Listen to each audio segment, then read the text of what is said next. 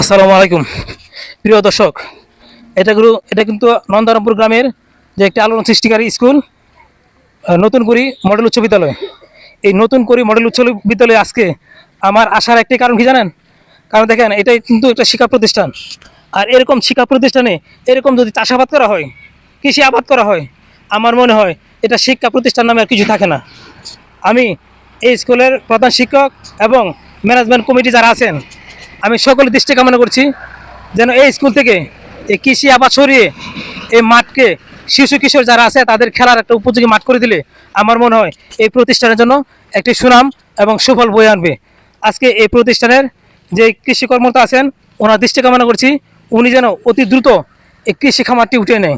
তাহলেই এই শিশু কিশোর যারা আছে তারা প্রতিদিন খেলার খেলার সুযোগ পাবে আর তাদের ব্যায়ামাকার গড়ে উঠবে। এখানে শিশুরা কোমলমতি যারা আছে প্রত্যেকে কিন্তু খেলাপ্রেমিক, কিন্তু আমাদের এই মাঠে খেলা পরিবেশ না থাকার কারণে এই শিশুরা খেলা থেকে বঞ্চিত হচ্ছে। আমি অত্র স্কুলের কমিটি ম্যানেজমেন্ট এবং প্রধান শিক্ষকের দৃষ্টি কামনা করছি। এই আশা ব্যক্ত করে আজকের মতো এখানে বিদায় নিচ্ছি।